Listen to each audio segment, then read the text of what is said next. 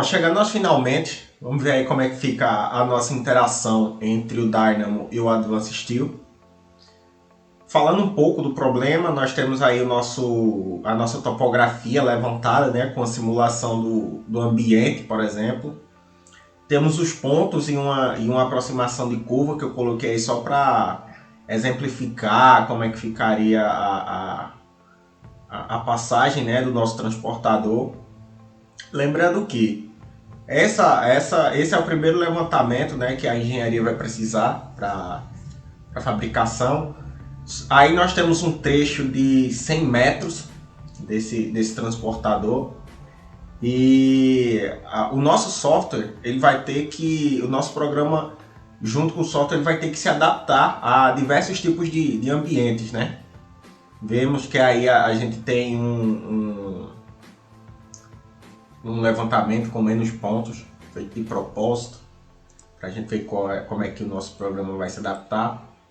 E a gente tem aí uma curva bem acentuada também para a gente testar e ver como é que fica o desenvolvimento do software aqui dentro. Bom, para quem não conhece, o Advanced Steel e o Dynamo, eles interagem aí a partir de um add-in, né? Você baixa lá direto do site da Autodesk. Quando você entra aqui, ele vai abrir o nosso software do Dynamo. Eu estou usando aqui a nossa versão 2016. A gente vê aqui alguns elementos, né, de programação, ele tem algumas referências, tutoriais para a gente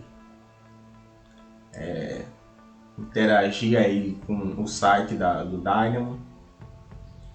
E aqui eu já criei o meu projeto, ele fica até salvo aqui. E aí a gente vai abrir esse projeto, vamos dar uma olhada, ver o que é que ele está fazendo, ver como é a cara da programação dentro do Dynamo. Conversar um pouquinho aí sobre os resultados, né? Bom, essa é a cara inicial da nossa programação. A gente vê aí que a gente tem diversas linhas, né, do projeto interagindo, porque a nossa programação ela é visual, então diversos elementos precisam se conectar, né? E o bom do Dynamo é que a gente consegue organizar essa programação, né, por blocos, onde a gente consegue separar para entender o que é que está acontecendo em cada bloco de informação, até para ajudar a gente aí durante a nossa programação,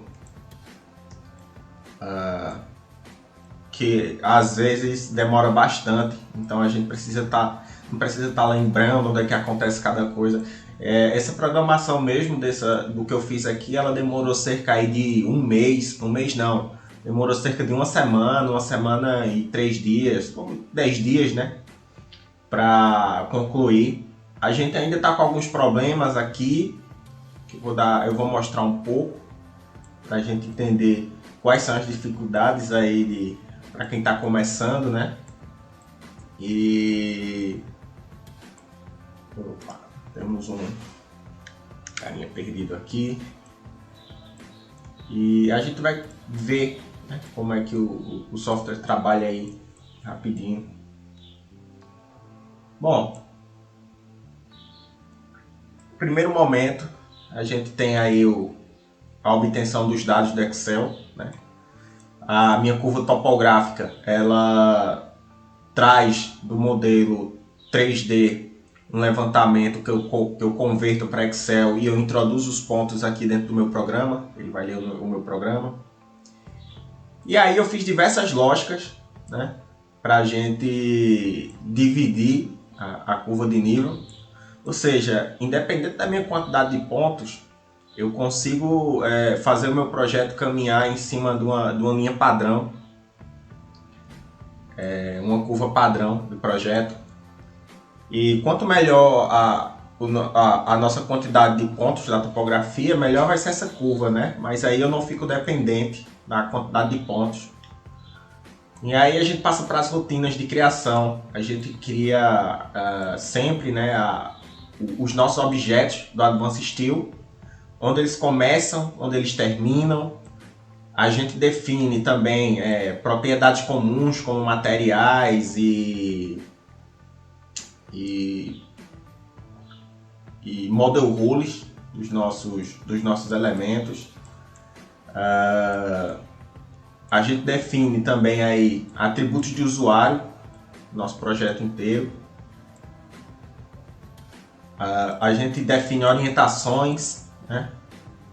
Que a gente já conversou lá atrás, que é muito importante que o nosso software também converse com as orientações do projeto. A gente desenvolve lógicas para fazer o nosso modelo ter condições de escalabilidade e de adaptabilidade aí dentro do nosso projeto. E também é possível fazer lógicas opcionais, né? No caso aqui eu estou determinando os tipos de contravento horizontal. Percebam que essa quantidade de linhas que a gente tem aqui, elas influenciam diretamente em como os dados se relacionam aqui dentro do Advanced Steel, do Dynamo. Bom, vamos carregar aí o nosso modelo 1, onde eu já fiz o levantamento convertido lá de Excel dos pontos, e ele já está trazendo a nossa leitura aqui. Eu separei os meus controladores de projeto e os meus parâmetros de engenharia em 2 blocos também, onde a gente consegue definir aqui onde está a nossa planilha de Excel com os pontos de entrada, o tamanho de comprimento de curva, né, para definir as distâncias entre as colunas do meu sistema, distâncias entre eixos, altura da treliça vertical, né, qual o tamanho dela, divisões de treliço, quantos treliços eu quero, aumentar a profundidade das bases das colunas, o shift do projeto. A gente define aqui os tipos de contravento, né, que a gente vai ter dentro do projeto, e aí os parâmetros de engenharia, né, onde a gente define perfis e os materiais desses perfis. Vamos dar um executar, né? Eu deixei esse projeto para execução manual, você pode colocar ele em automático também. Executar.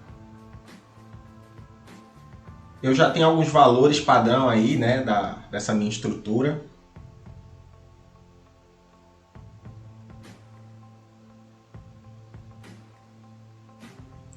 Percebam lá, ó, eu não coloquei mais nada além das minhas entradas de projeto aqui, né, e a curva topográfica, que geralmente é o mais comum, né, dentro de um projeto de engenharia. Ele aqui dentro da tela do Dynamo, a gente está vendo o nosso modelo dentro do Dynamo, né, que ele representa as coisas por linhas e pontos aqui. E a gente viu que lá o nosso modelo estava em branco, certo? Nosso modelo do Advanced Steel. Percebam que aqui, ó, na hora que você vem para a tela do Advanced Steel, ele já atualiza o seu modelo. Vamos dar uma olhada lateral aí para ver como é que está a questão das bases, né? Percebam que aqui eu não fiz nada, eu só cliquei dentro do Advanced Steel. Isso aqui, ó, é a minha linha padrão de topografia, né? Isso é daqui que eu tirei os pontos lá do meu projeto.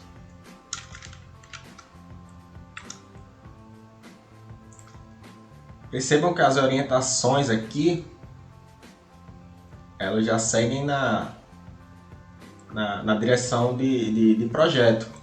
Aqui, por exemplo, a gente está vendo um contravento em X, né? Nós temos engastes aqui, nós temos engastes aqui, a gente vê que a posição desse X, eles já estão na posição correta, né? Um de costa para o outro. Então isso aqui realmente precisaria estar para cima, caso a gente não tenha conexão aqui. Isso se repete lá para a parte curva, né? Eu ainda estou com um pequeno problema aí de vetorização, né? Em relação a esses perfis diagonais.